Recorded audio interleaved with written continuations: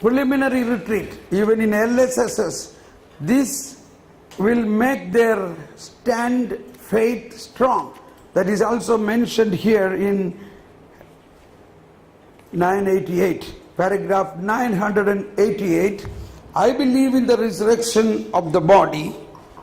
Here it is mentioned in the first keynote. The Christian creed, the profession of our faith in God, the Father, the Son, and the Holy Spirit, and in God's creative, saving, sanctifying action culminates in proclamation of the resurrection of the dead. Our faith culminates. That's why we have to believe, we have to teach, we have to have a clear understanding about.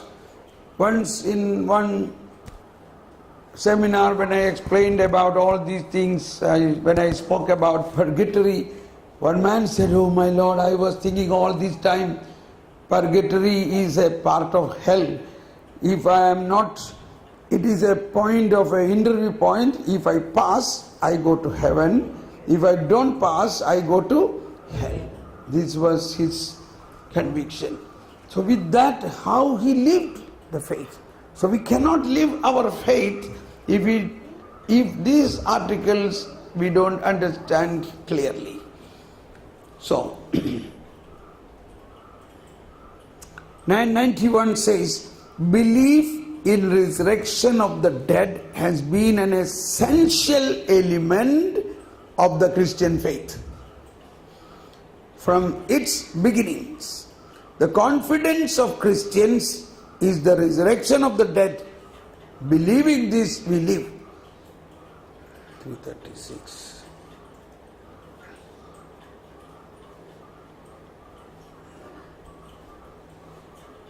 Tertullian's treaty. Belief in the resurrection of the dead has been an essential element of Christian faith from its beginnings. The confidence of Christians is the resurrection of the dead. Believing this, we live. Now I will be quick. Let us stand up and just lift your hand and make a praise. Maybe stand up, just stand up for a fresh, and raise our hands and praise God. Thank you, Jesus. Praise you, Jesus. Thank you, Lord. Praise you, Jesus. Thank you, Lord. Everybody, little louder. Hallelujah, hallelujah, hallelujah.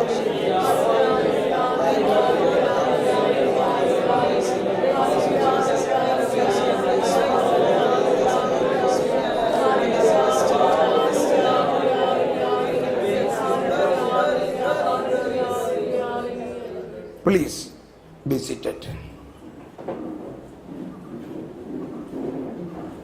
The Pharisees and many of the Lord's contemporaries hoped for the resurrection. Jesus teaches it firmly. To the Sadducees who deny it, he answers, "Is not this why you are wrong? That you know neither the scripture nor the power of God." It was on this contest the Lord says, "You are mistaken. You know neither the scripture nor the power of God." Okay. Now, how do the dead raise? 997. Please make a note of these numbers. What is raising? In death, the separation of the soul from the body, the human body decays and the soul goes to meet God. Meet God, and then what the soul will do? And the soul is waiting its reunion with its glorified body. Our soul is longing for that.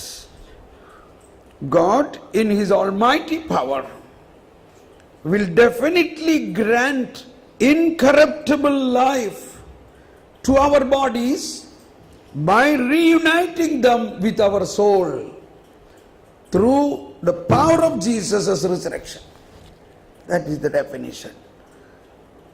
God, in His almighty power, will definitely grant incorruptible life to our bodies. But this body is already decayed. This decayed body will raise up. This mortal body will become immortal.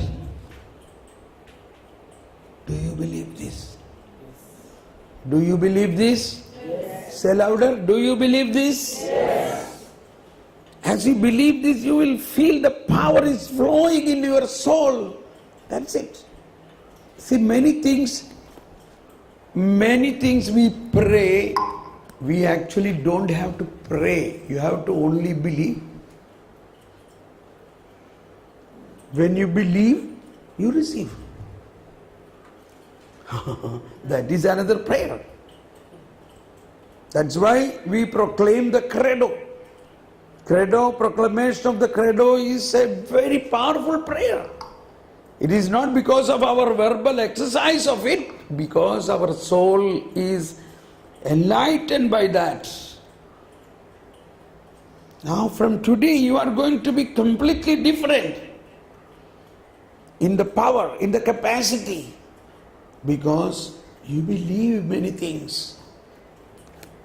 Or you already believed, which is being renewed now with the reasons, with the basis of teachings. So God in His almighty power will definitely grant incorruptible life. This I will explain it later. To our bodies by reuniting them with our souls through the power of Jesus' resurrection.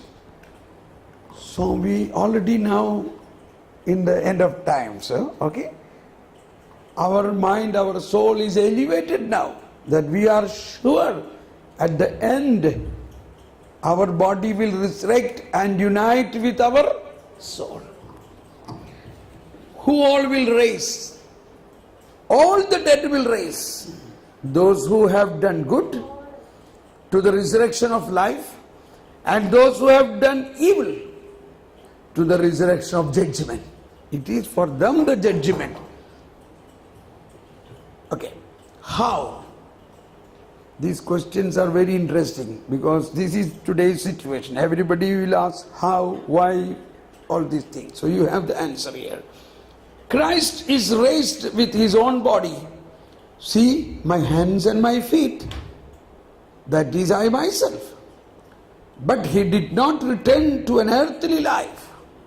So in Him, all of them will rise again with their own bodies, which they now bear. But Christ will change our lowly body to be like His glorious body.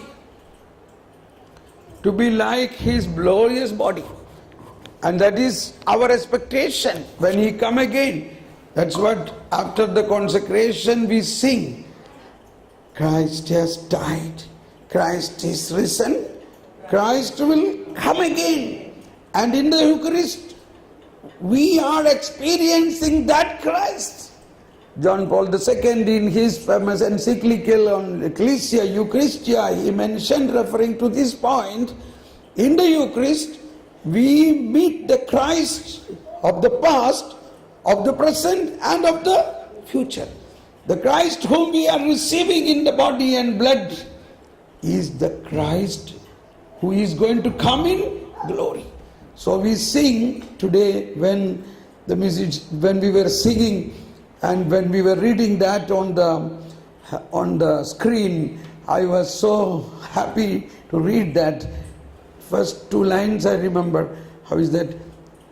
Through His death, He conquered death. That is what my expression. But the word was destroyed death. Through His death, He destroyed death. By his death, He destroyed death. By His rising, He restored life. And what is the last? Lord Jesus coming in glory. And now it's something very important. important at that moment, I believe, what I am receiving here. He is the same Lord who is going to come in glory. He is going to give me resurrection of my body. So when I eat the resurrection today, what's happening to me? I am sharing the resurrection of the Lord now, today.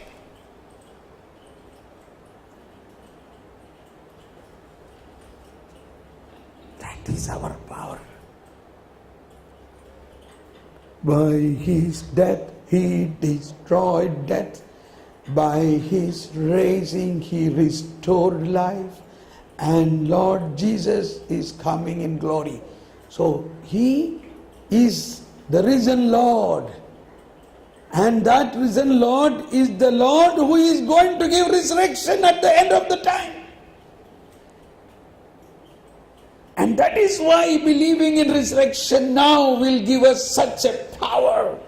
So here it is written in paragraph 1002. I think I read this here yesterday, but we are again reading this. Christ will raise us up on the last day, but it is also true that in a certain way we have already risen with Christ. For by virtue of the Holy Spirit, Christian life is already now here on earth a participation in the death and resurrection of Christ. United with Christ in baptism, believers already truly participate in the heavenly life of risen Christ. But this life remains hidden with Christ in God. The Father has already raised us up with Him and made us sit with Him in the heavenly places in Christ Jesus. 5:59, that is Ephesians 2:6. Ephesians 2:6. Please open and read. Ephesians 2:6. Nourished with His body in the Eucharist. This is the point, not here. Nourished with His body in the Eucharist, we already belong to the body of Christ. When we rise on the last day, we will appear with Him in glory. So this glorified body we are receiving here in the Eucharist. Did you get it? Ephesians 2:6. Raised us up with Him and seated us with Him in the heavens in Christ Jesus. Yes. This is already situation. That is why seek first the kingdom of God. The kingdom of God is already in us. Jesus said this even in Luke chapter 17:21, I think. Luke 17:21 says, look not there or here, but the kingdom of God is already within us or with us. And no one will announce, look, here it is, or there it is. For behold, the kingdom of God is among you. Let us raise our hands and praise God. Thank you, Jesus. Praise you, Jesus. Everybody.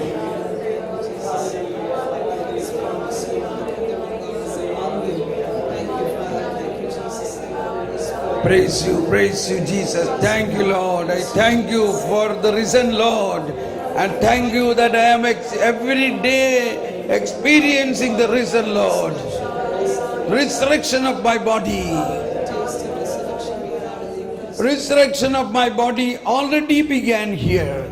So that is where in Martha and Mary and the Lazarus situation, Jesus came to the house of Martha. And He wanted to show through this incident how the dead rises. He wanted to demonstrate the resurrection of the dead before His resurrection. And to impart that faith more clearly to the world. So He wanted to make a demo about the resurrection. If you want to make a demonstration of resurrection, naturally that man has to die. So He chose a very close friend of Him. This is also going to happen to us when we are a good friend of Jesus. He has the freedom to use us for such demonstrations. Okay. That is one part of our sufferings. Yeah. Okay. So he decided that his beloved friend Lazarus should be a demonstration piece of the resurrection. So for that, he must die. So all of a sudden, Lazarus becomes sick. And when he became sick, the sisters of Lazarus, they are childhood friends of Jesus. When Jesus came in the temple, when he was 12 years old, the Holy Family was as a guest living or staying with the Lazarus house. So from that time, this 12-year-old boy, Jesus, and Lazarus may be 11-year-old, and Martha and Mary, 10 and 9-year-old, they were all friends there, you know. I am making a film on that, in an animation film. So I have done a lot of research in this childhood time of Jesus. So that was a very beautiful memory for them, always to welcome Jesus in their house. Every year they have again meeting Jesus, things like that.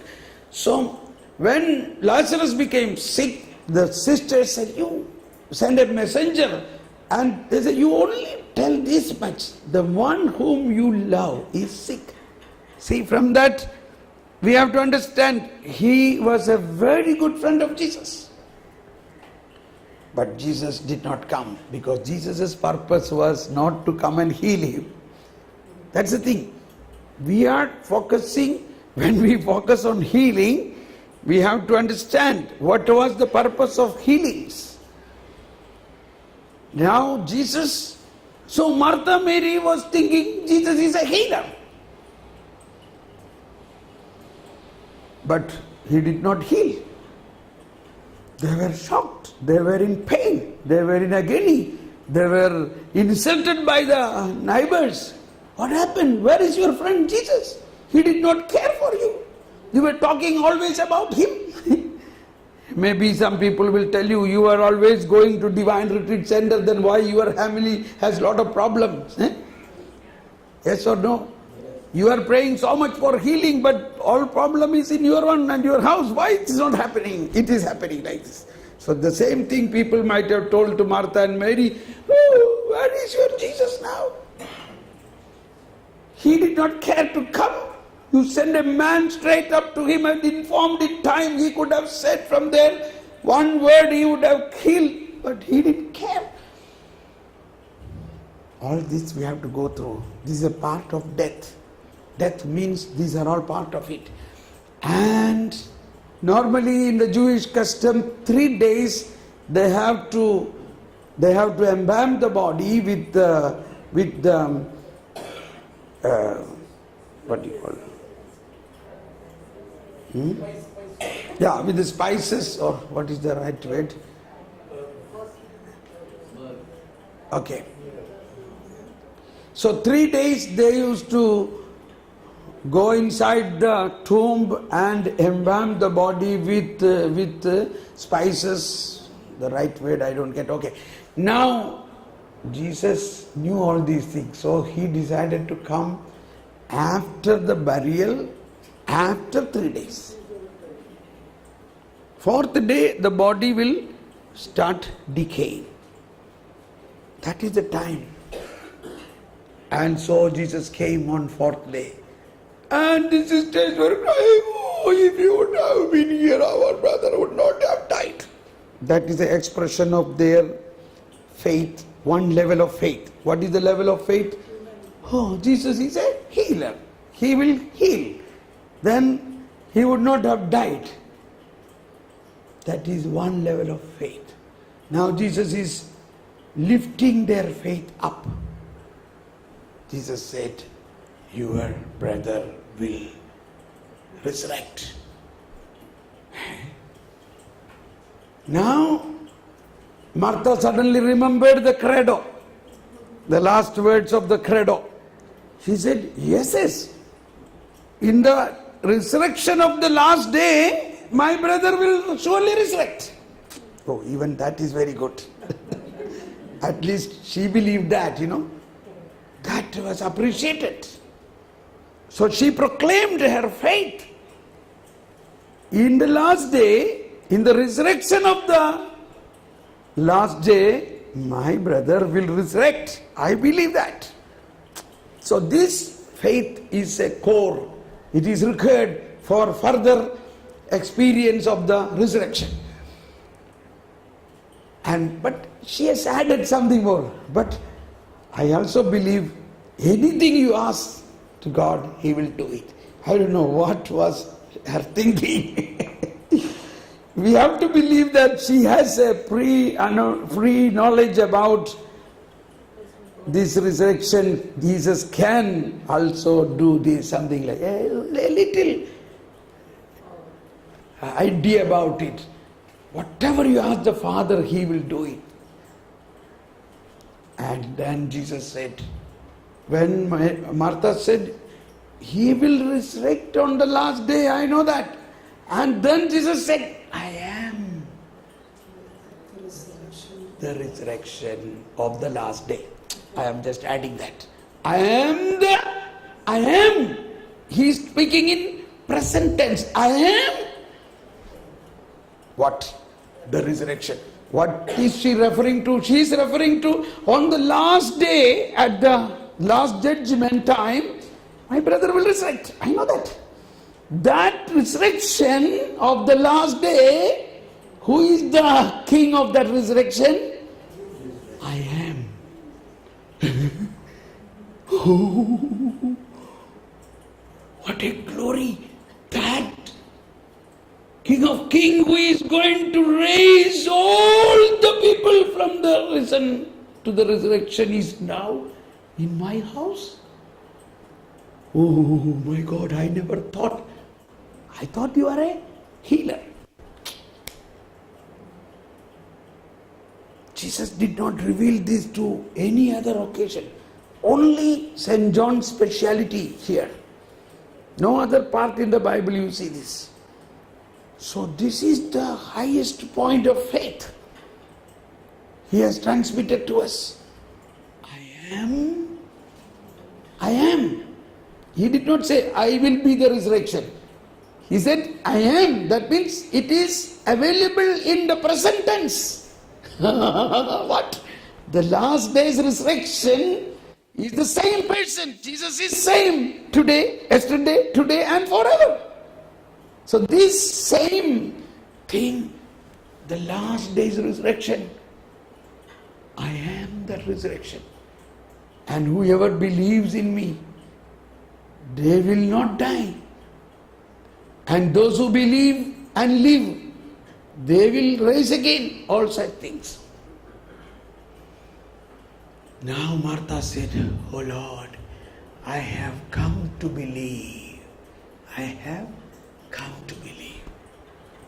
This is what the Lord wanted. Such a faith in the resurrection today. Not only the resurrection of the last day, but the resurrection today. That is Christian life. Christian life is resurrection today. That is baptism and confirmation and the Holy Eucharist. Christ, the risen Lord, is giving the resurrection today. We are eating the resurrection in every Holy Eucharist. We are baptized in the resurrection through our baptism. And then Jesus said, where is he buried? Okay, come and see. But at this time, Martha has no idea that it's going to happen just now. In principle, theoretically, she agreed, yes, you are the resurrection. So she believed. Now immediately things are changing. All their desperation in a material way, everything is going to change now. What a supernatural phenomena going to take place. And all the people by the time gathered, they are going to the tomb. And Jesus with Martha and Mary went to the tomb. And Jesus said, take away the stone. Oh, no, today, now 3 days are already over. Fourth day, no one will open the tomb. According to the custom there. Because already the body will start stinking. Lord, now it's already stinking. Martha, now confirmation of that faith. Martha, did I not tell you? If you believe, you will see the glory of God. Hey. I am just adding something. I don't have to do anything. No. Only believe. See, we always focusing of doing something, correct? I have to do. No. Christian faith is faith. Faith is doing. That's why Jesus said, if you have faith as much as of a mustard seed, nothing is impossible for you. Nothing is impossible for you. See, we always think about nothing is impossible for God, correct? There is nothing big in that. For God, everything is possible, okay? What is important? Nothing is impossible for you. Matthew chapter 17, 21. Please read that. Matthew. Oh, we also read Luke 17, 21 just now. Okay. Matthew 17, 21. Maybe 20 onwards. He said to them, because of your little faith, amen, I say to you, if you have faith the size of a mustard seed, you will say so to this mountain, move from here to there, and it will move. It will move. Nothing will be impossible for you. You know what you were reading? You began to read nothing is impossible for God. See, it is in our blood. We always pray, oh Lord, nothing is impossible for you. But it is written, nothing is impossible for man. Can you accept it? Why? Because that God for whom nothing is impossible, where is He now? He is right inside us. And He is transmitting the fullness of faith. Fullness. You saw the 2 candles. Through baptism, confirmation, Eucharist. What are we receiving in the Eucharist? Half God or full God? St. Augustine's famous saying, a Christian become what he eats. What he eats. He become what he eats. What do you eat? You eat Christ. So what do you become? Christ. But these are faith. Matter of faith. It is not fanaticism. This is the real truth. The day I realized this, it was so excitement for me. And I started applying this principle. You see, Jesus said, if you believe, if you have faith as much as of a mustard seed, ask the mountain to move from there to here. So, anyway, so there was a situation, somebody had to be moved from one place to the other, a person. And that person is not agreeing with that. That person said, no, I will never go away from here. Then I said, now what to do? Then the Lord said, look here, move the mountain. So now I decided, He is that mountain. And Jesus said, you believe and say to that mountain to move from there to here. Do you want to move your money from the bank? It is possible. Move that money from his bank to my bank.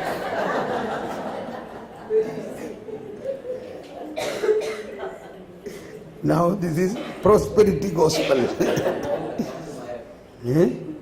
Okay, so, and then I prayed that night, believing this word and understanding its meaning. I said, Lord, I believe. Now I already explained what is the meaning of mustard seed. What is the meaning of mustard seed faith? Mustard seed means God who is infinite.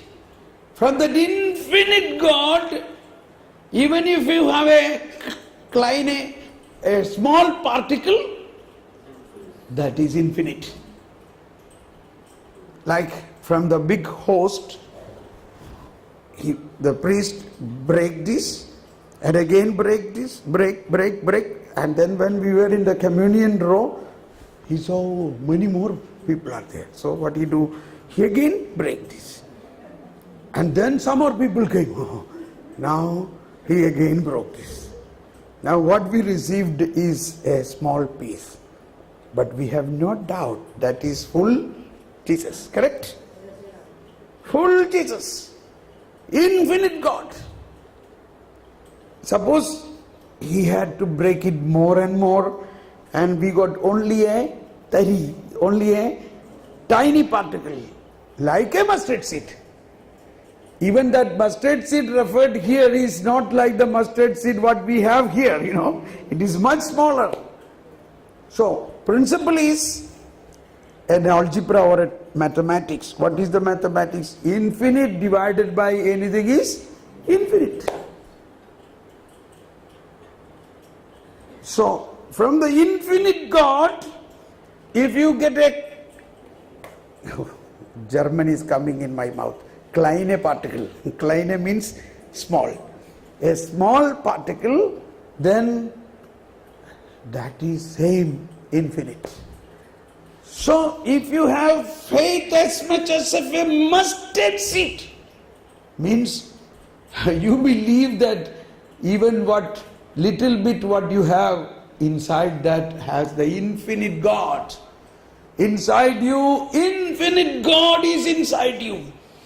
A God who says nothing is impossible for God is in you. So now he is transmitting that faith and saying nothing is impossible for you as a human being.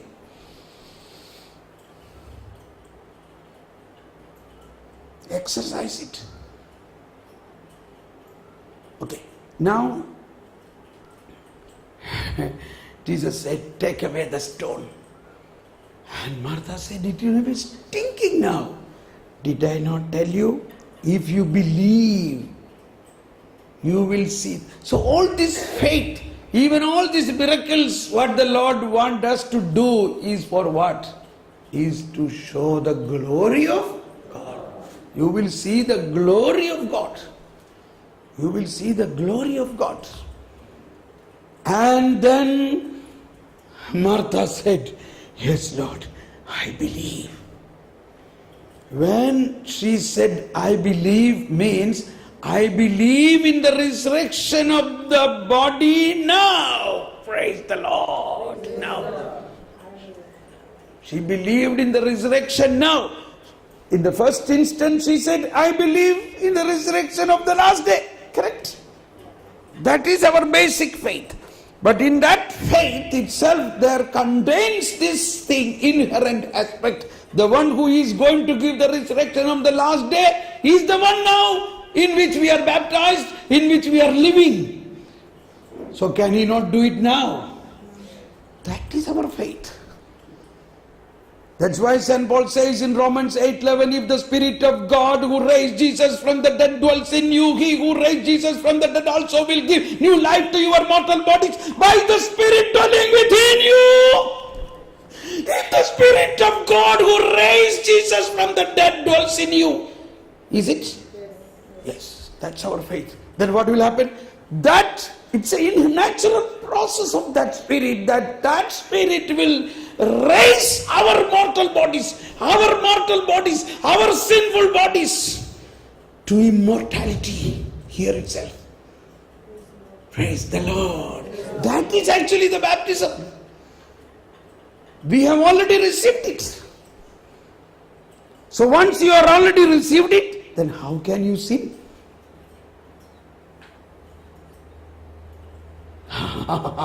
This is what the part of justification. Okay, so now when Martha believed this. Already the power of resurrection started flowing from the heart of Jesus through the heart of Martha to the body of Lazarus. Now, when Lazarus died, his body decayed, and his soul went to God. Now they are going to reunite again. Jesus said, Father, I thank you that you always hear my prayer. Now I am praying, saying this for the people to have faith, that they may know that you sent me. And he said, Lazarus, come out. And this man who died and who was buried, the people around there, they carried him to put inside this tomb. In front of them, this Lazarus is coming out. This is resurrection today. Lazarus died afterwards. So why he had to do all these things?